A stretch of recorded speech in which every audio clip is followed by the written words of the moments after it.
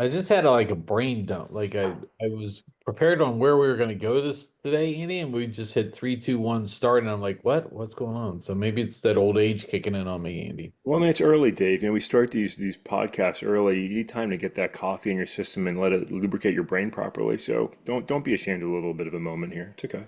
Do you have that like when you wake up, you're like, I can't wait to get that first cup of coffee in me? Because it's like I'm drinking mine right now. Yeah, So yeah, no, definitely. I wake up and by midweek where we are now, like it's always a struggle to get out of bed, right? We both start our days early, and so when the alarm goes off, it's like not yet, but I know I have to, and yeah, then I come down and I do what I need to do with my loving household pets who are behind me right now, growling at one another, and then yeah, I'm getting in for that coffee, man. I got to get it.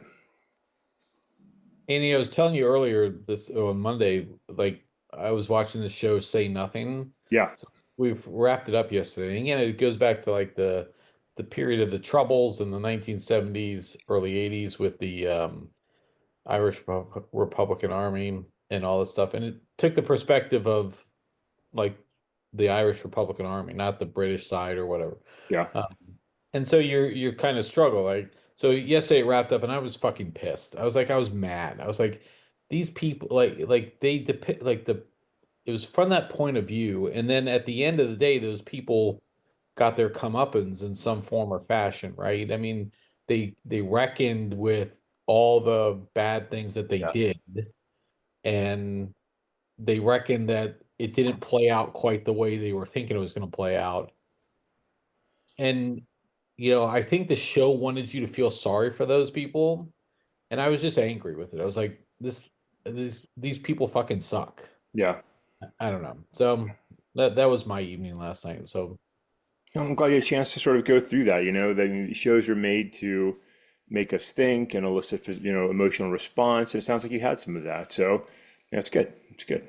yeah, and by the way, like my visceral reaction to the characters on the show is not I'm not pretending to come on here and say like I know all the details of the struggle between the British and the Irish on this front and all that. That's not what I'm saying. Yeah. I'm just like I think it just goes back to how we trying to normalize like bad behavior or make it. I mean, I'm glad we give it a point of view, like to understand what people go through to get them to a point.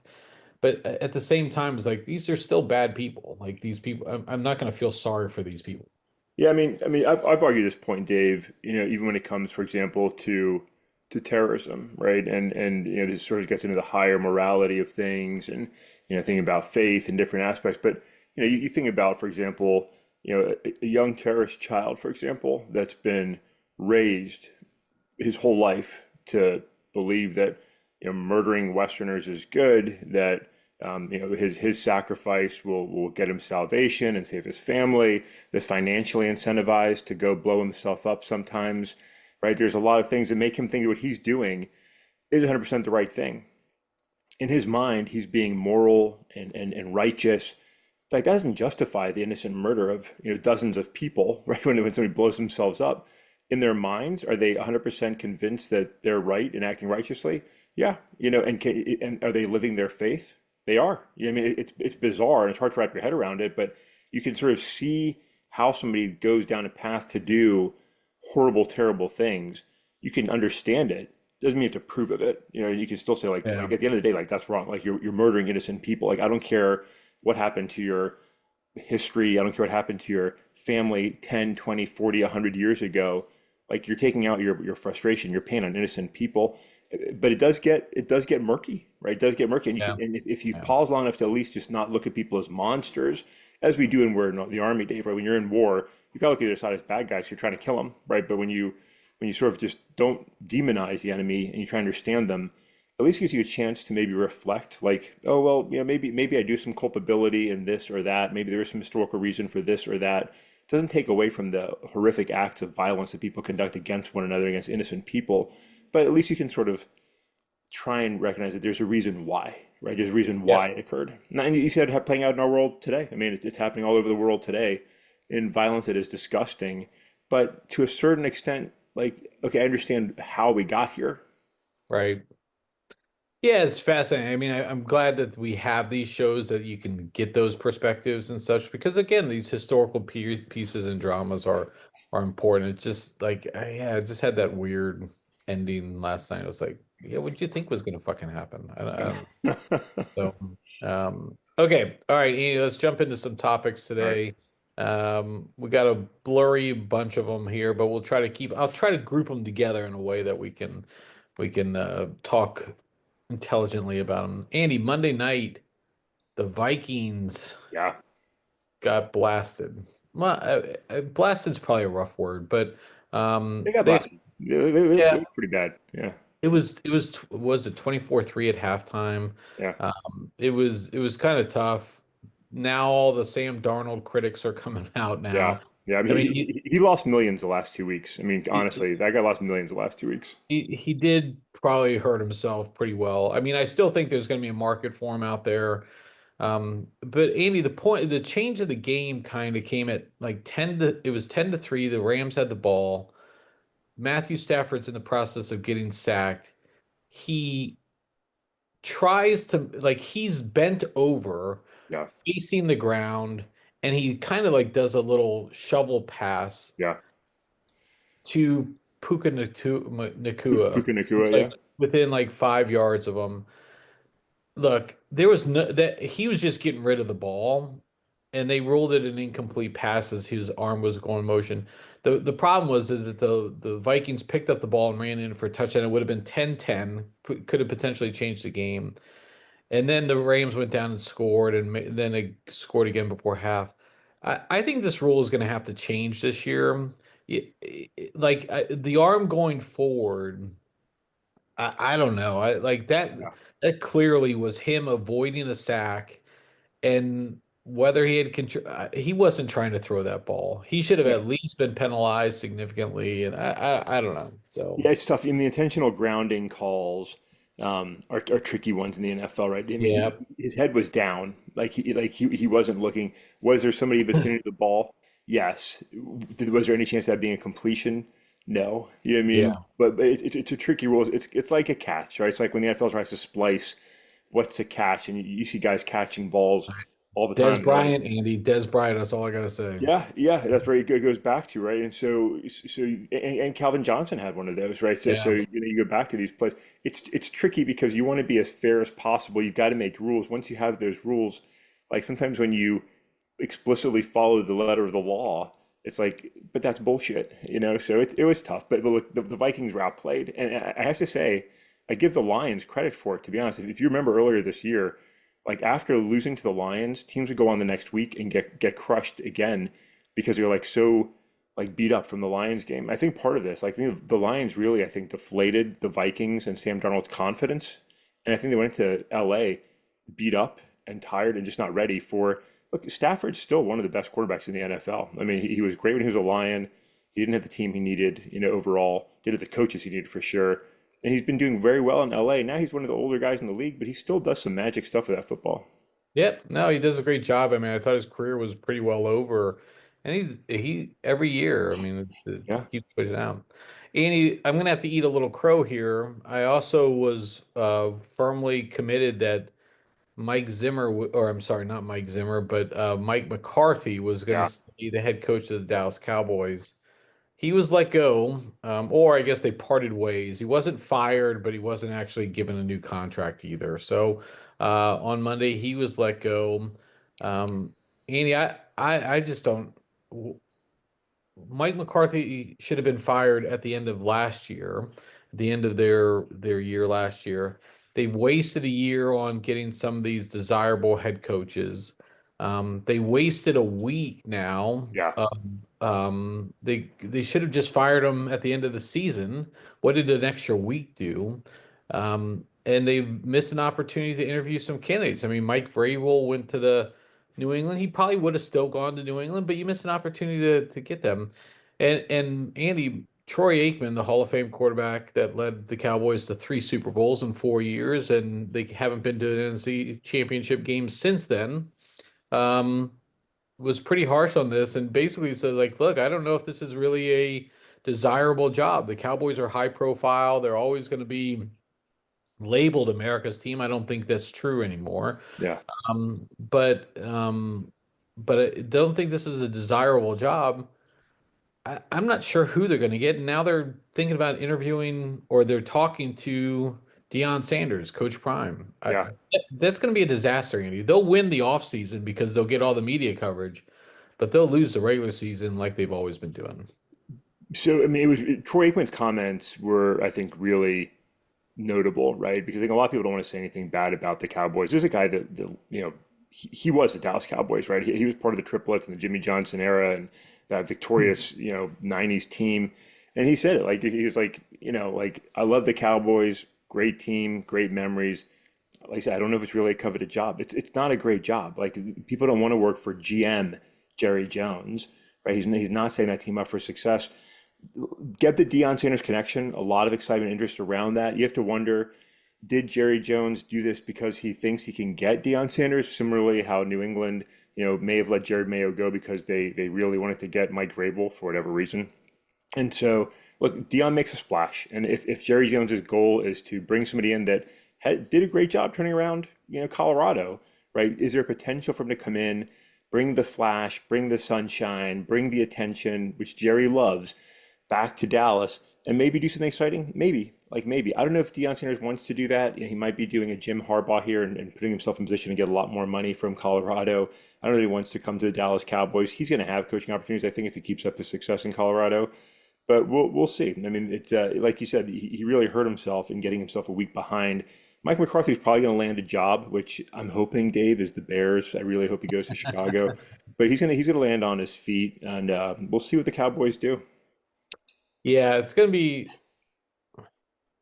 Yeah, I just don't like I if they land Coach Prime, I think I might just take a year off of Cowboys. I kind of took a year off this year. I didn't really, but I think I might take another year off of that. I might be just a NFL fan moving forward. It's hard to get behind this team because it's the same old stuff over and over, and you have these owners who just. I know you were a Lions fan, and for years you had bad ownership, and now you've got a great owner. And Yeah, and look, I look at the Washington Commanders, yeah, their ownership, like they let their coaches coach, and what a stark difference between Daniel Snyder, the fuckhead, and where they've got right now, and that team is exciting. That team is interesting. They're likable. I mean, so it's going to be a pain to watch. So. yeah. I mean, Um, look, I like current Dion. Like, I think he's fun. He's yeah, fun. But there was a time when I really didn't like him because a lot of people want to recall this when he was coming out in the draft, right? The Lions were in position to draft him, and Deion Sanders said, like, Detroit, don't you dare draft me. I will not sign a contract. Like he made it clear, and Detroit didn't draft him. I can't remember who they drafted instead, but like he refused to play for the at the time absolutely terrible Detroit Lions, and like that left a bitter taste in my mouth. So for years, I was like, screw Deion Sanders, screw him and his primetime bullshit. But I've come around, and like he's a likable guy. He's a fun yeah. person to watch, and he's doing a good job. I can see the fit in Dallas. I can see that, but I don't. I'm hoping you I, guys end up hiring like somebody terrible. Yeah, I mean, I don't see it. Like, I Yeah, just don't see I don't see a coaching candidate out there that I'm like, I mean, Aaron Glenn, I think that would make a lot of I think sense. that's possible. Yeah, I think that's possible. Um, yeah, I think that would make sense. If they bring Kellen Moore in, that's it. Like, fuck it, fuck that I like guy. Kellen Moore. I like Oh, Kellen come Moore. on, he's a disaster. Okay, Andy, let's switch a little bit to politics. Confirmation hearings went off Yeah, yesterday. yeah, The Secretary of Defense was under the microscope, or the nominee for Secretary of Defense was under the microscope. Basically said, "Hey, look, I'm not a perfect person, Andy. Like, I did what I did. I'm not great, you know." And that's the hearing there, Andy. So, um, yeah, these things always seem worse than at the end of the day, do they eventually get confirmed? yeah, Yeah, but this is what we're going to hear for the next couple weeks as Trump tries to get things in order so he can get off and running next week. And yeah. the inauguration's on Monday, and he wants to get going, and he wants to get going really fast. So, Yeah, there's a lot of people that have to get through this. It's not going to be done. We're going to be having confirmation hearings for a little while here. Hack's going to be approved, right? I mean, the Republicans are on board to support him. We saw that with like some of the silly questioning yesterday, right? But Yeah. Democrats are trying to demonize him. Republicans are trying to support him. At the end of the day, like there's not going to be enough support to say this guy isn't qualified to serve in this role. And you could make the argument. I mean, some of the arguments were like pretty awful that were being made yesterday, and some of the antics, like senators talking about senators showing up at work drunk, and they're Yeah. talking about senators having affairs like on during a Senate confirmation hearing. It's like what the hell are we talking about here? I know. It is the Trump circus. This is what Donald Trump brings to the White House is the circus act, right? Everything is a sales pitch. Everything is Barnum and Bailey, and like you said, Dave, that's what we had before. It's what we've got again. I mean, Pete Hegseth will be confirmed. I mean, I think that one's a done deal. Yeah, I have a feeling that's going to be the case, right? I mean, that's the yeah. Some of the questions they were talking about, like, will you said will you resign if you have a drink, Yeah, and yeah, that kind of stuff, and look, and this is in reference to Hegseth saying, hey, look, I will not have a drink while I'm in office, addressing some of his alcohol yeah, days and such, and I think this is the line of question. That's the circus you're talking, right? I mean, those are the type of things, the antics of one, the questioner, the senator or the congressman making the questions, and then two, it's you know, just the type of characters we're bringing into some of these roles, where yeah. that's like the drama of it all. And, So some understandable, like some of the allegations, about abuse with women, like I think like yeah, that's worth pausing on, and like what do we do here? Like I don't know if there's enough to prove anything, right? I mean, right. so I'm not condemning the guy. The fact that he screwed up in the past, like I'm the last to condemn somebody for having screwed up. And do I care that he is it a concern that he had some drinking issues? Yeah. Can you going back to where we were in the beginning with the TV show you're watching, like can you say, well, there were circumstances, maybe these things are going on. Can you move past that? Like, I mean, the guy seems to have put himself together, and obviously, if he starts coming to DOD in bad shape, like it's going to be an issue, right? I mean, so like for the senators, like I do get like why I don't like care for the line of questioning that the one Republican senator took to sort of like say, hey, you guys are screwed up. This guy's just like you. Like I didn't like the line of questioning during a Senate confirmation. I thought it was silly. At the end of the day, like senators acting holier than thou. Like they're a bunch of I fuckheads, Dave, right? I mean, they're a bunch of assholes. They've all got their own issues. I mean, he's right about that. There's all sorts of bullshit happening inside of Washington, D.C. in every way, right? There's a whole lot of hypocrisy happening all over the city, right? So, like when politicians act holier than thou in regards to another politician or yeah. potential, it's like come on, buddy. Like there's more than skeletons in your closet, right? There's still live demons in your closet right now. So it's the whole thing. Like I'm not condemning or approving of Pete Hegseth. That's like he's gonna be confirmed. But the antics, it's just the whole thing becomes the Trump circus, and it is crazy. Yeah. Rubio goes in today, Andy, for Secretary of State. Yeah, He's expected to talk a lot about America first, and while, he's respecting the global order, he does, some of his comments, I'll read you just something that, one of the things he said, that while America far too often continue to prioritize the global order above all of our core national interests, other nations continue to act the way other countries always have and always will in what they perceive to be their best interests. So I guess referencing, again, the big thing is Trump in his first term did remove the United States and challenged a lot of these global activities, and to make it, make America great and America first and all that other stuff. yeah, And that's expected to continue. And again, we've already seen some of these things about global climate agreements and alliances even being challenged and questioned. I think what Rubio is saying here is like, look, we still respect that, but at the same time is we want to make sure that we're not, carrying the burden for everybody else. And I think, look, I think that's fair, right? I mean, I think we have to be able to do those things. Um, we should be a good partner, but I do believe though, Andy, I still like American leadership is still important here, and I hope we don't cede that, which I think we did in Trump's first term. Yeah, I mean, look, Rubio's like I don't know, I'm not on the same page with him politically in a lot of ways. He's much more, I think, conservative than I would, position myself. And I didn't particularly care for him as neither a senator nor a Republican nominee candidate for the White House, but he's relatively sane, right? I mean, he brings a sane voice. He's definitely moved to the Trump side of the equation, over the years, as the entire Republican Party has.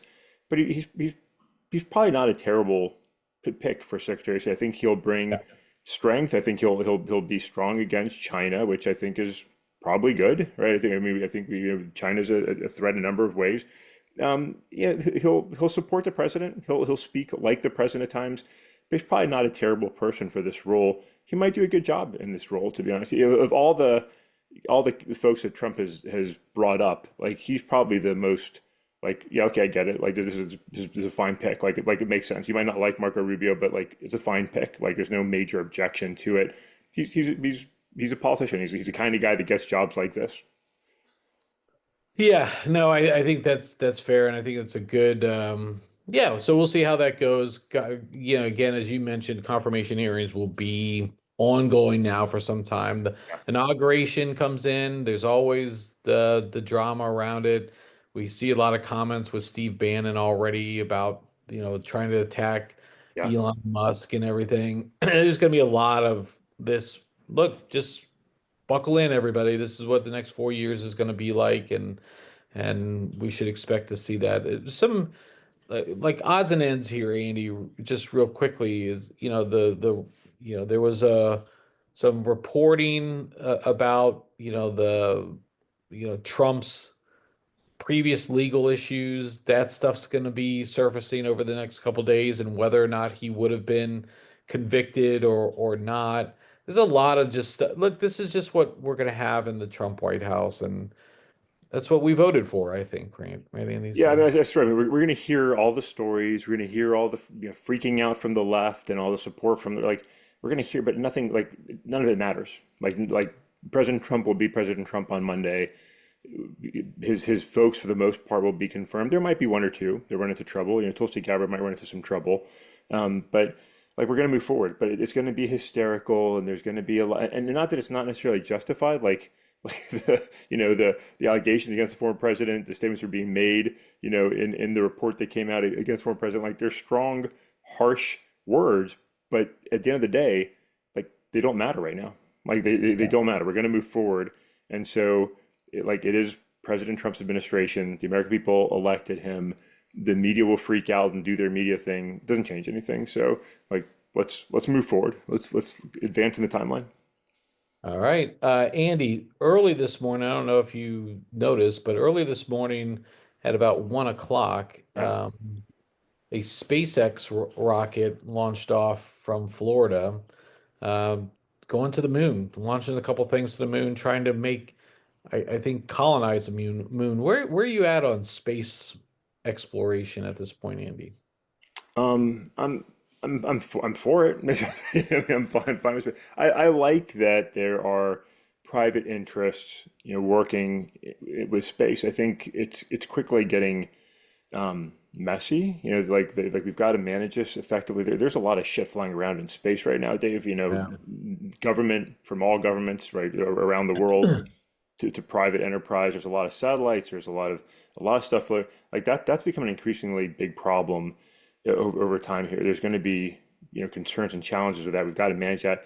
The private interest in space only adds to that, and right now it's sort of a Wild West sort of manner. It's just not being managed. But I'm fine with space exploration. I'm fine with like I'm excited about Blue Origin. I don't like U.S. government tax dollars subsidizing private space exploration, right? I'm concerned about the government space program's dependence on SpaceX. I think there can be collaboration, but we as taxpayers are paying a lot of SpaceX's work.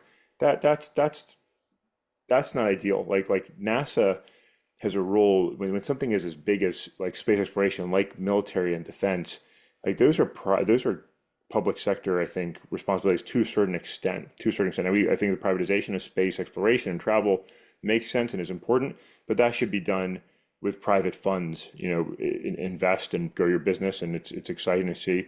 It's a tricky time because it's obviously incredibly expensive to do that, but it's exciting to see what's happening in space. There's a lot of opportunity in space exploration in a number of ways, right? From communications and then all the exciting technology that we are relying upon satellites for, and that cislunar space. And there's a lot of exciting opportunity in space, but it's still a murky area that needs to be sorted out in the years ahead because there's a lot of confusion about who's doing what and what are the overlying responsibilities.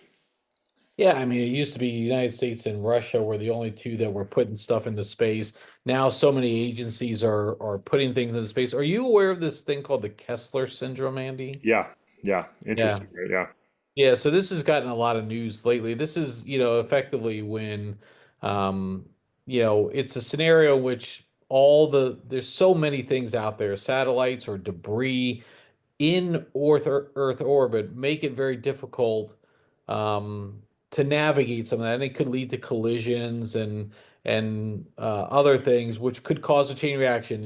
One of our satellites that could be used for a service provider of some form or fashion, communications could go down as a result of that.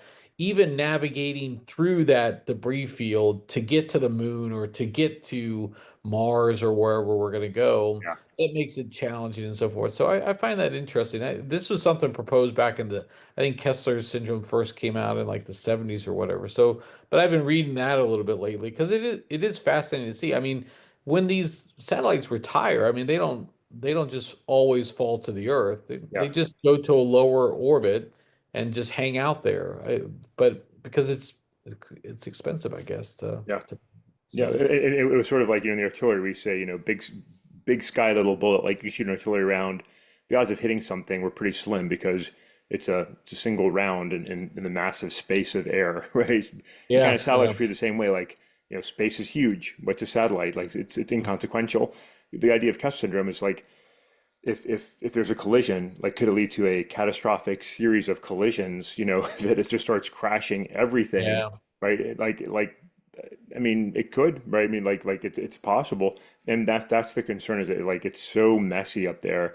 The co-founder of Microsoft, not Bill Gates, right, was investing. I don't know if he still is, was investing in a firm that was looking at cleaning up space junk.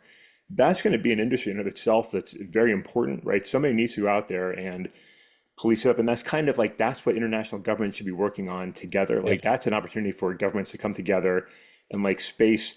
For a long time, we were against the weaponization of space. Space was sort of the place we could go and collaborate, right? We could have Russian and American, astronauts working together. And increasingly, space is becoming, the next battlefield, and we're not seeing as much of that collaboration, and we're not working collectively to manage the space as well as we could, and it's problematic. And so, like there's legitimate concerns. It's exciting, but the world, we're busy with our antics here on the ground, right? And the circus here on the ground. We're not really looking at the long-term impacts that we're doing above that could have severe impacts to, future generations, to us really, but to future generations for sure. Yeah, I didn't know if I was going to be able to pull that segment through there, Andy, but I think we did a good with the space. So, yeah, I found that interesting. Again, a lot of this exploration on the moon, I think, is going to be interesting over the next decade or so. We'll see where that goes. But again, I think the privatization of it is generally positive. Yeah, But again, I do agree. There's got to be the subsidization of it. We got to look at that a little bit closer. So. Okay, Andy, I think that wraps up things for it does. Wednesday. Yeah. Anything else you got on your mind here? No, I'm excited. It's still miserably cold here. The winds were howling last night. I'm ready to get done with January, but I'm not ready to get done with the playoffs. We've got probably the best weekend of football coming up here. I know we're going to talk about that on Friday, so I'm excited to get into that with you on Friday. I'm getting ready for Saturday night to see the Detroit Lions play playoff football Yep. against my local team, the Washington Commanders.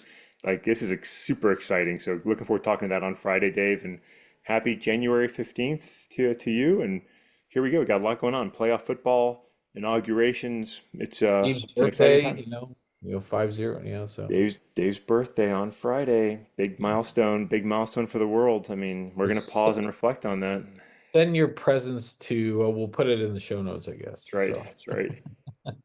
all right, Andy, that wraps up our pod for Wednesday. I'll catch up with you on my birthday, Andy, on Friday.